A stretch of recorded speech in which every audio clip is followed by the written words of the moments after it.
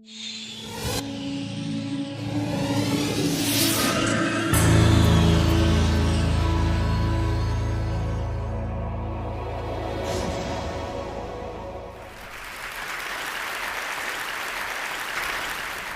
most of you, this is a device to buy, sell, play games, watch videos.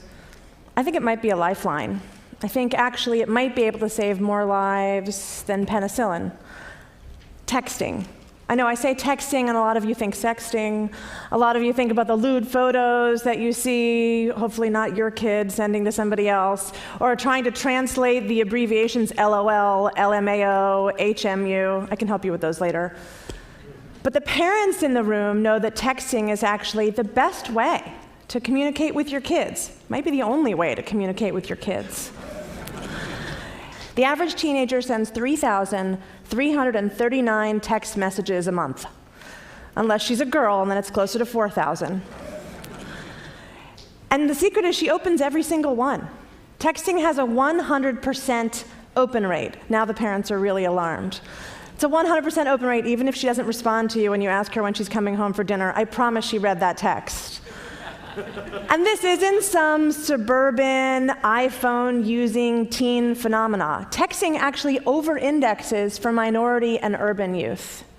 I know this because at DoSomething.org, which is the largest organization for teenagers and social change in America, about 6 months ago, we pivoted and started focusing on text messaging. We're now texting out to about 200,000 kids a week about doing our campaigns to make their schools more green or to work on homeless issues and things like that. We're finding it 11 times more powerful than email. But we've also found an unintended consequence. We've been getting text messages back like these. I don't want to go to school today. The boys call me faggot. I was cutting. My parents found out, and so I stopped, but I just started again an hour ago. Or, he won't stop raping me. He told me not to tell anyone. It's my dad. Are you there? That last one's an actual text message that we received.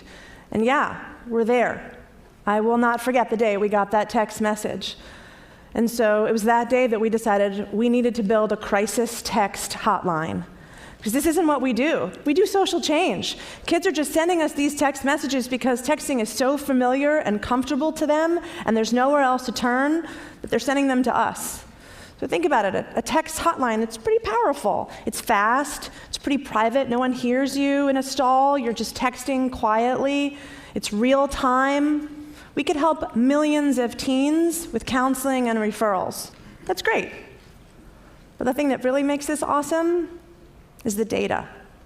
Because I'm not really comfortable just helping that girl with counseling and referrals. I want to prevent this shit from happening.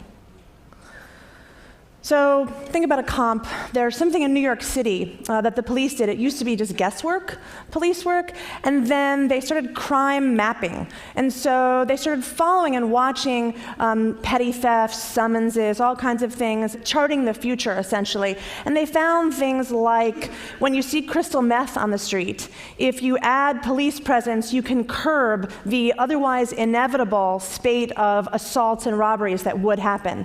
In fact, the year after the NYPD put CompStat in place, the murder rate fell 60%. So think about the data from a crisis text line. There is no census on bullying and dating abuse and eating disorders and cutting and rape. No census. Maybe there's some studies, some longitudinal studies that cost lots of money and took lots of time. Or maybe there's some anecdotal evidence.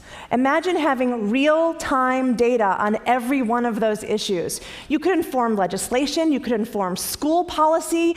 You could say to a principal, you're having a problem every Thursday at 3 o'clock. What's going on in your school? You could see the immediate impact of legislation or a hateful speech that somebody gives in a school assembly and see what happens as a result.